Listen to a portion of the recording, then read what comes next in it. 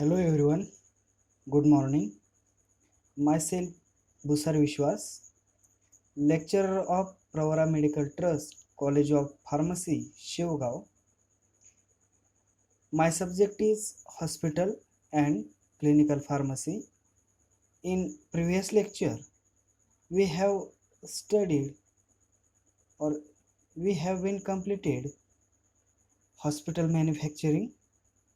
In today's lecture, we will start our next topic or chapter is manufacture sterile manufacture.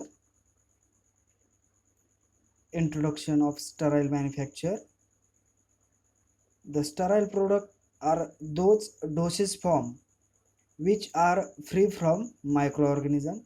तर विद्यार्थी मित्रांनो, आपण जो नवीन टॉपिक आज स्टडी करत आहोत त्याचं नाव आहे sterile manufacture.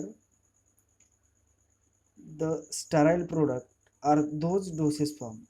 Sterlite product are those doses from. कसे पाहिजेत ते डोसेस फ्रॉम? तर which are free from microorganism. Sterile product are those dosage form, असे dosage form which free from microorganismच्या ग्रोथ पासून किंवा मायक्रोऑर्गॅनिझम पासून फ्री पाहिजेत.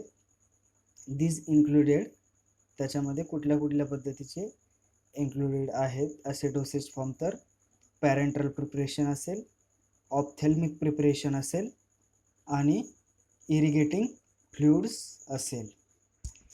स्टराइल प्रोडक्ट प्रिपरेशन किंवा डोसेज फॉर्ममध्ये कुठल्या कुठल्या पद्धतीचे कुठल्या प्रकारचे डोसेज फॉर्म इन्क्लूड आहेत? तर फर्स्ट आहे parenteral preparation, second one ophthalmic preparation and irrigating fluids.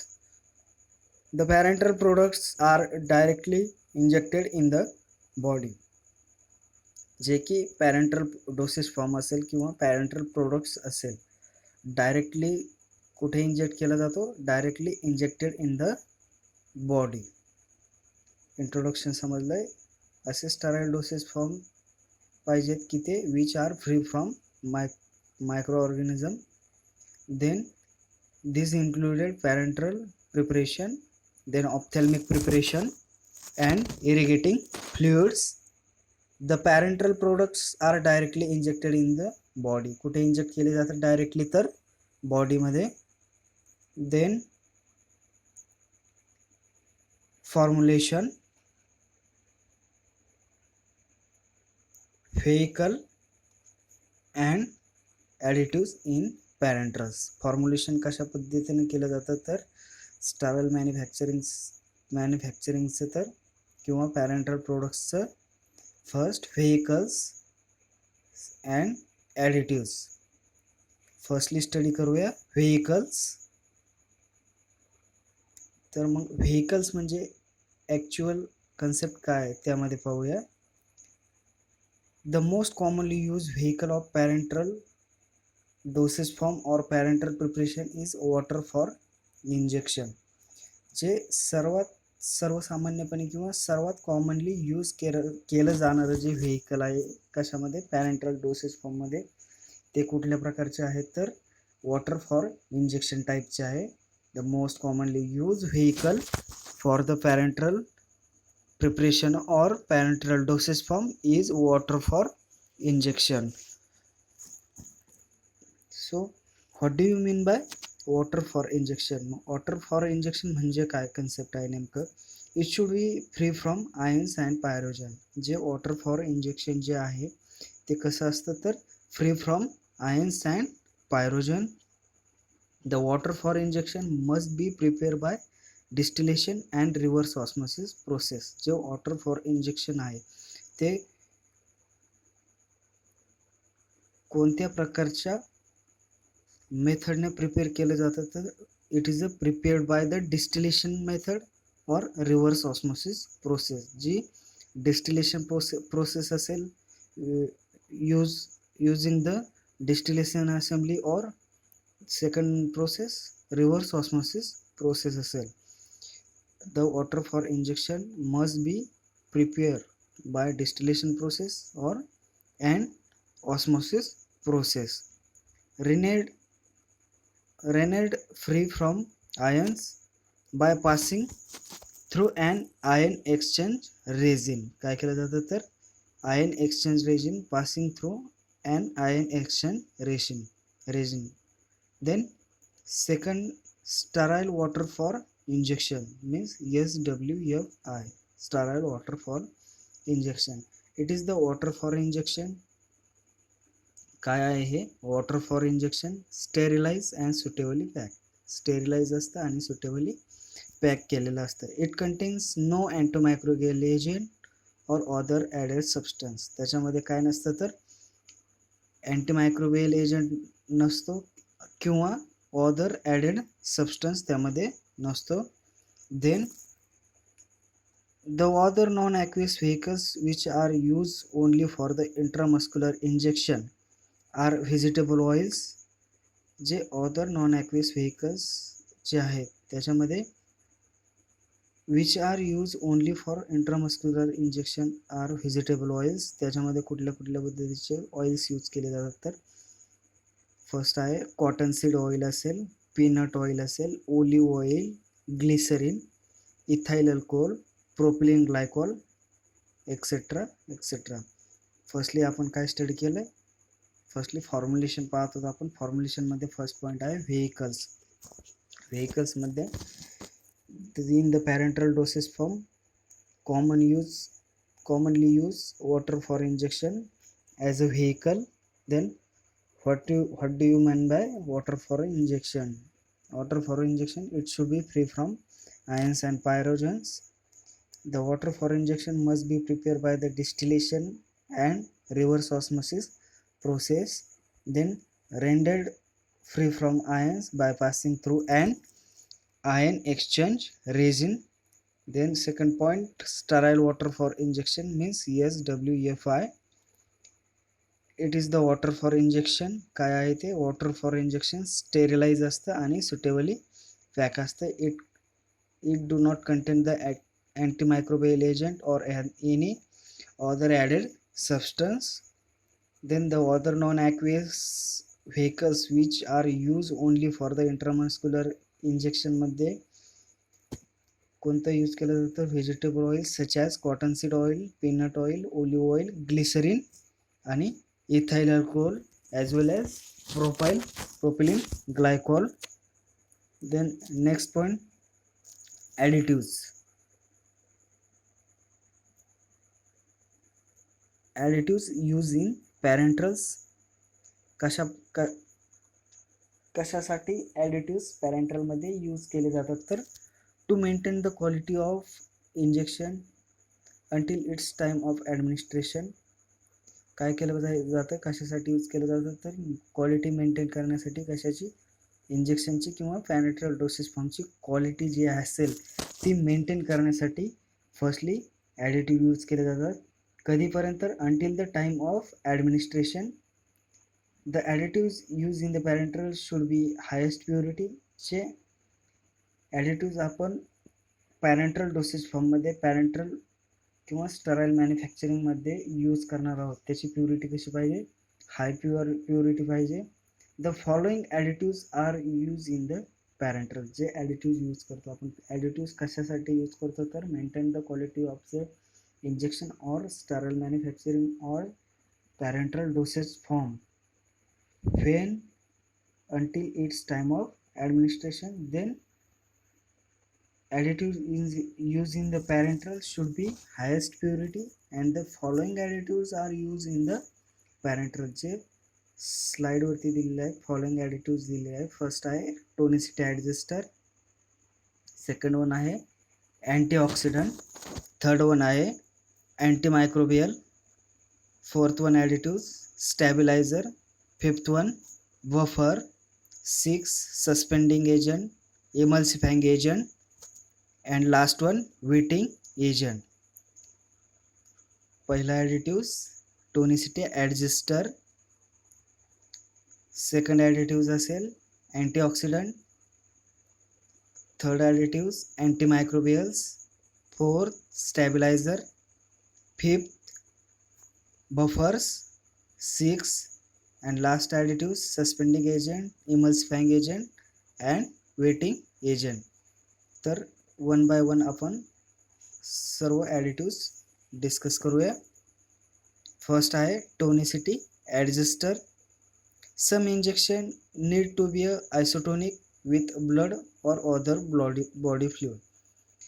असे काही इंजेक्शन असेल किंवा सम इंजेक्शन त्यांना कशाची गरज असते तर नीड टू बी आयसोटोनिक. काय कशाची? आयसोटोनिक विथ ब्लडशी आयसोटोनिक असले पाहिजे किंवा अदर बॉडी फ्लुइड्सची ते आयसोटोनिक असले पाहिजे.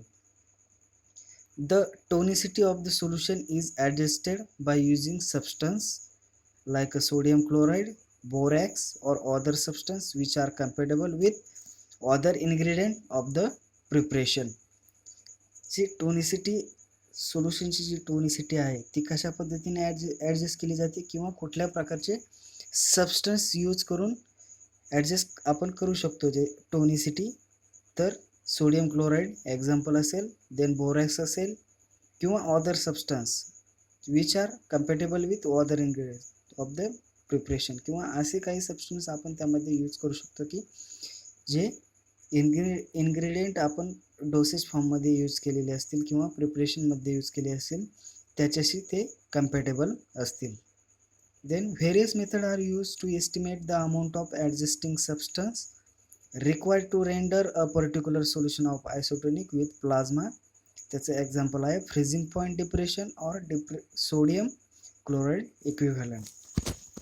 फर्स्ट काय पाहिलं आपण ॲडिटिव्स टोनिसिटी ॲडजस्टर कशा पद्धतीने some injection need to be isotonic with the blood or the other body fluid. त्यामध्ये काय केलं जातं तर the tonicity of the solution is adjusted by the using the substance. जी टोनिसिटी आहे हे कुठल्या प्रकारचे सबस्टन्स यूज करून टोनिसिटी ॲडजस्ट केली जाते तर sodium chloride, borax and other substance ही यूज केली जातात. परंतु कुठल्या प्रकारचे तर जे प्रिपरेशनमध्ये इन्ग्रेडियंट यूज केले आहेत त्याच्याशी कम्पॅटेबल असणारे अदर सबस्टन्स त्यामध्ये यूज केले जातात. देन सेकंड ॲडिटिव्ज आहे antioxidant. Antioxidant means these are the substance or these are the agent which reduce the oxidation or prevent the oxidation. To prevent the oxidative degradation of the parental products, antioxidants are added. जर आपल्याला काय prevent करायचं असेल तर oxidative degradation parental प्रोडक्ट्समधलं prevent करण्याचं काम करतं तर अँटीऑक्सिडंट, आणि ते त्यामध्ये आपण यूज करतो. कशामध्ये तर पॅरेंटल्समध्ये. कशासाठी यूज केलं जातं तर प्रिव्हेन्शन करण्यासाठी. कशाचं तर ऑक्सिडेटिव्ह डिग्रेडेशन पॅरेंटल प्रोडक्टचं होऊ नये यासाठी आपण अँटीऑक्सिडंट यूज करतो. The following substance are use as a antioxidant for aqueous injection. पुढील प्रकारचे जे सबस्टन्स दिलेले आहेत ते ॲज अ लाईक दॅट आपण ऑक्सिडेटिव्ह डिग्रेडेशन प्रिव्हेंट करण्यासाठी यूज करू शकतो फॉर द ॲक्वेस सोल्युशन. त्यामध्ये आहे एक्झाम्पल फर्स्ट सोडियम बायसल्फेट असेल. Second example sodium formaldehyde sulphoxylate, thiourea, acetone, sodium metabisulphate, sodium thiosulphate, ascorbic acid. For oily इंजेक्शनमध्ये example आहेत alpha tocopherol, BHA, BHT and propyl gallate. Second जो additive study करत आहोत त्याच्यामध्ये second आहे additives antioxidant. Antioxidant means these are the agent which are use to prevent the oxidation or reduce the oxidation by using the antioxidants or by using the following substance are used as a antioxidant for the aqueous solution. Example sodium sulfate, sodium formaldehyde sulfoxylate, thiourea, acetone, sodium metabisulfate, sodium thiosulfate and ascorbic acid. For oily injection purpose alpha tocopherol, BHA, BHT and propyl gallate. Third one, antimicrobials. It is used in the parenteral products to prevent the microbial growth, especially in multi-dose container, as during withdrawal of the dose the product may be get contaminated. Antimicrobial कशासाठी use केलं जातं पॅरेंटलमध्ये, तर मायक्रोबियलची जी growth आहे ती mainly prevent करण्यासाठी antimicrobial agent use केला जातो. Specially कोणत्या कंटेनरमध्ये यूज केला जातो, तर मल्टीडोसचे कंटेनर असेल त्याच्यामध्ये यूज केला जातो. The product may be get contaminated, then hence the to maintain the sterility of product the following antimicrobial agent are added to adequate proportion. जी स्टेरिलिटी मेंटेन ठेवण्यासाठी फॉलोइंग अँटीमायक्रोबियल यूज केले जातात. कोणचे आहेत तर क्रेसॉल, त्याचं प्रमाण किती आहे 0.5%, क्रेसॉल 0.2%, बेंझाल्कोनियम chloride 0.01%, क्लोरोब्युटेनॉल 0.5%, phenyl mercuric nitrate 0.002% and benzyl alcohol 1%. Antimicrobial agent, third, additives. These are the agents which used to prevent the microbial growth, especially in multi-dose container. Example, cresol 0.5%, chlorocresol 0.2%, benzalkonium chloride 0.001%, chlorobutanol 0.5%, phenyl mercuric nitrate 0.002%, and last example benzyl alcohol 1%. Then stabilizer. The stability of the preparation is most important factor in determining the quality of product. जी stability आहे, stability जी आहे प्रिपरेशनची ही mainly important आहे किंवा most important factor आहे. कशासाठी, तर to determine the quality of प्रोडक्टची क्वालिटी डिटरमाइन करण्यासाठी त्याची स्टॅबिलिटी किंवा प्रोडक्ट स्टॅबिलिटी ही मोस्ट इम्पॉर्टंट आहे. The parental are more liable to decomposition through the oxidation and hydrolysis. काय आहे ते मोर लायबल आहे to decomposition through oxidation and hydrolysis. This can be prevent by the adding antioxidant in the formulation or packing. ते कशा पद्धतीने prevent केलं जाऊ शकतं, तर ॲडिशन ऑफ अँटीऑक्सिडंट आपण स्टडी केलं आहे. This are the agent which reduce the oxidation or prevent the oxidation. कशा पद्धतीने प्रिव्हेंट केलं जातं, तर अँटीऑक्सिडंट तुमच्या प्रिपरेशनच्या फॉर्म्युलेशनमध्ये किंवा प्रिपरेशनमध्ये यूज केलं तर, किंवा त्याच्या packing in the product in an inert atmosphere of nitrogen or carbon dioxide. The use of EDTA in the preparation complex metal ions and thus reduce the risk of degradation. काय use केल्यानंतर EDTA in the preparation complex metal ions and thus reduce the risk of degradation ची risk आहे ती काय होते, reduce होते. Then fifth, additives, buffers. The use of buffering agent to maintain the pH of parenteral product. जर buffering एजंटचा use आपण केला कशामध्ये, पॅरेंटल प्रोडक्टमध्ये, तर त्याचा उपयोग कशा पद्धतीने होतो आपल्याला, तर जो पॅरेंटल प्रोडक्टचा pH असेल तो pH मेंटेन करण्यासाठी बफरिंग एजंट यूज केला जातो. Then during its storage is important for preventing degradation by ionization or by interaction of product within the material of the container. ज्यावेळेस आपण स्टोरेज एखादा प्रोडक्ट आपण prepare केलं, एखादा पॅरेंटल प्रिपेअर केलं, त्यावेळेस त्याला कंटेनरमध्ये पॅक करायचं, त्यावेळेस त्या पॅरेंटल डोसेस फॉर्ममधील कंटेंट आणि जे मटेरियल असेल फॉर द पॅकेजिंग मटेरियल असेल किंवा कंटेनर असेल त्याचं interaction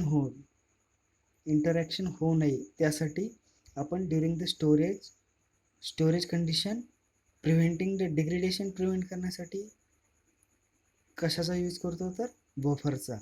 then the generally use buffer system are citrates. Generally use केले जाणारे बफर कुठल्या पद्धतीचे आहेत? सिट्रेट्स.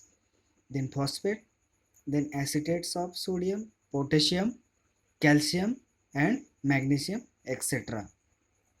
कुठल्या प्रकारचे जनरली आपण बफरिंग एजंट यूज करतो तर सिट्रेट्स असेल, फॉस्फेट असेल, ॲसिटेट्स असेल, ॲसिटेट ऑफ सोडियम असेल, then potassium, then calcium and magnesium इत्यादी.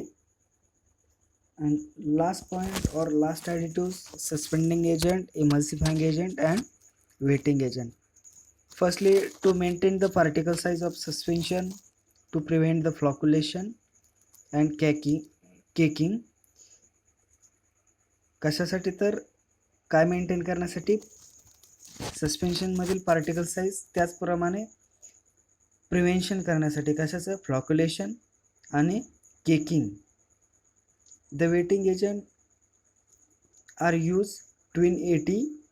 जो वेटिंग एजंट आपण यूज करणार आहोत तो कुठल्या पद्धतीचा आहे तर ट्विन्स 80 सॉर्बिटॉन ट्रायोलिएट.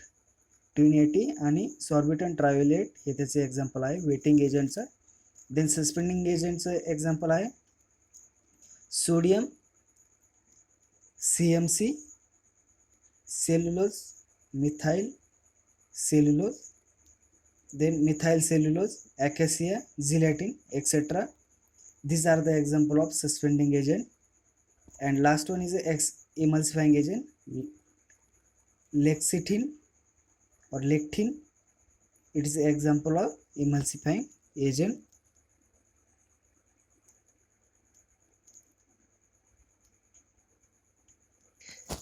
Thank you everyone.